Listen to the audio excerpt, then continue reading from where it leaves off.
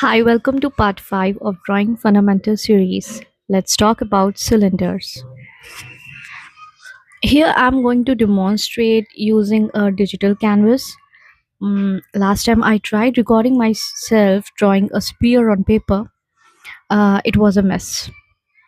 Firstly, my room lighting was awful, plus, my baby had other plans and was not too keen on letting me record in peace.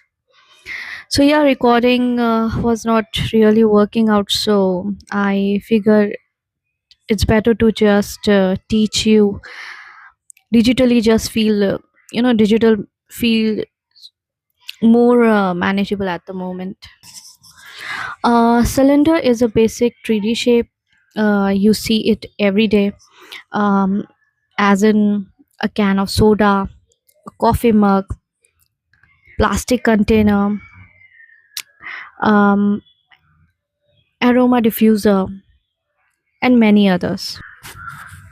When we draw a coffee mug, our brain jumps in and says, I know this. So we confidently sketch a circle for the top, a curve for the handle, and maybe even details that are not visible from an angle. But that's not what we are actually saying. It's what our brain thinks we are seeing. This is called canonical perspective.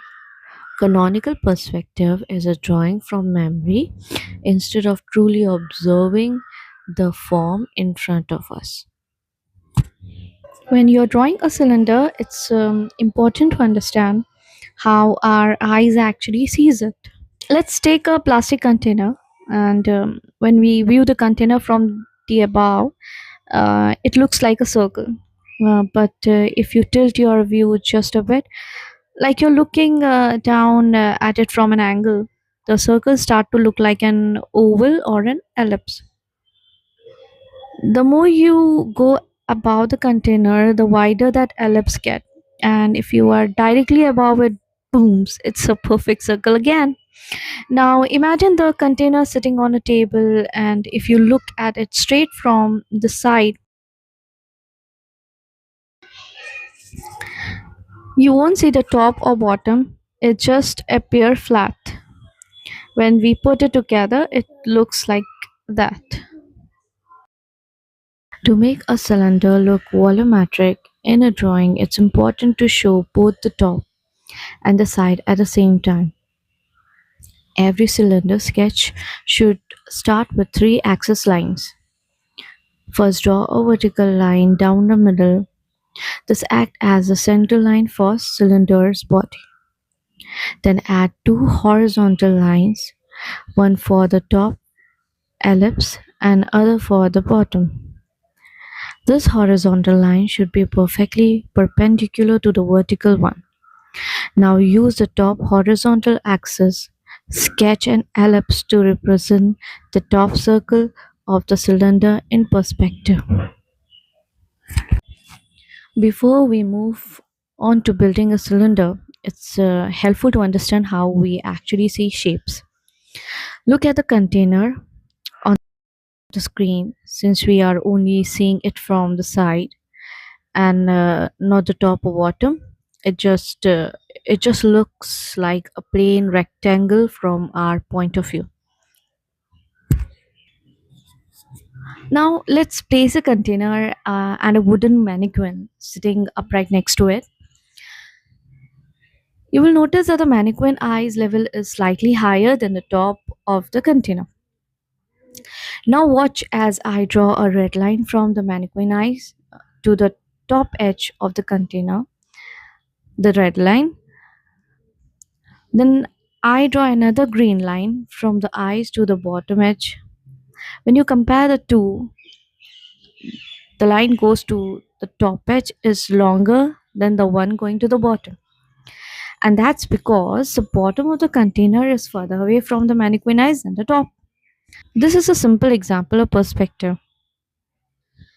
The further something is from your viewpoint, the smaller it appears. So even though the top and bottom of the container are the same size in reality, the bottom will look smaller in your drawing because it's far from your viewer's eye. I hope this rule is enough to help you move on to the next step for drawing the cylinder. To show this in our drawing, instead of dropping straight vertical line from the edge of the top ellipse, we will angle them in just a bit. Then because the bottom ellipse is further away from us, so it won't look as wide as the top one.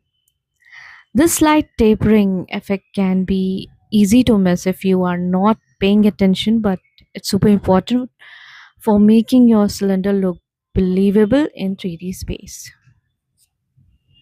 In this next diagram, you can see a bunch of cylinders stacked on top of each other. As they go lower, meaning further away from where you are looking, they start to look thinner. That's why they seems to taper as they go down. But it's not just about getting smaller. If you look closely, you will also notice that the ellipses at the bottom are not just narrower; they are more open too. So the further away the cylinder is, the more stretched out that bottom curves look. This diagram shows that the bottom ellipse of the cylinder, since it is further away from us, looks narrower than the one at the top, but it's also more open. There's a final piece in building our cylinder. You will also notice that we can see the whole top ellipse, but only the front half of the bottom one. That's because most cylinders are not see-through to help you to make sense for this. I used a clear container to make it the best example to help beginners understand. Once you know how to draw a cylinder standing straight up, you can draw one in any direction. The angle might change, but the basic rules stay same. Okay, now, all right, now I will show you the same concept we just talked about, this time with a drawing. First, I lightly sketch a vertical line. That's our center axis. Then I had two horizontal line, one at the top and one at the bottom, to set the height of the cylinder. Next, I will draw an ellipse at the top to define how wide the cylinder will be. After that, I sketch the sides, making sure they taper slightly as they go down. This helps the bottom look further away and a bit smaller than the top. Once that done, I darken the top ellipse and tweak the sides so everything lines up nicely with the center axis, keeping it symmetrical. Now I am ready to draw the bottom ellipse. It's not as wide as the top one, but it's more open since it's angled towards us. Next, let's still the center axis line of the cylinder to show its angle. Then I will draw the center line for the ellipses, making sure they are at the right angle to the cylinder axis. Now I will draw the front ellipse, the one closest to us and fully visible. After that, I will add the sides of the cylinder. These lines will be straight but slightly angled inward, so the back ellipse look narrower than the front one. Finally, I will draw the back ellipse. I will only show part of it, favoring one side to make it look like the back edge is just barely visible. Even though it's narrower, this back ellipse will look more open, making the cylinder appear more rounded at the far end.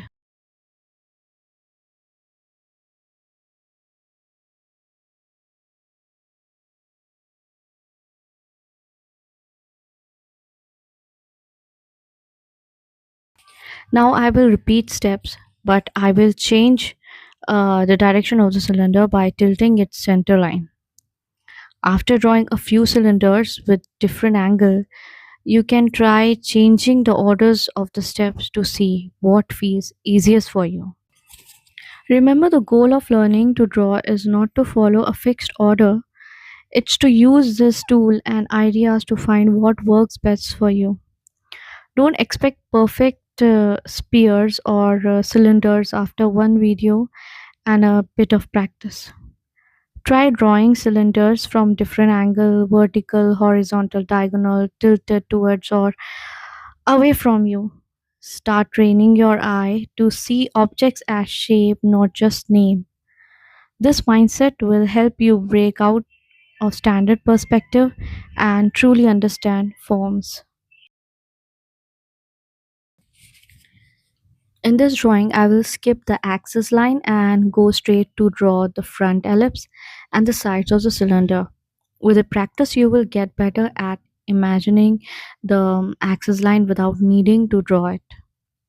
But take your time, don't rush until you feel ready. In another example, I will change the order again by drawing the axis line first, then adding the sides before drawing the ellipses. In the next part, we will explore cubes. If you enjoyed this, please like and subscribe to the channel.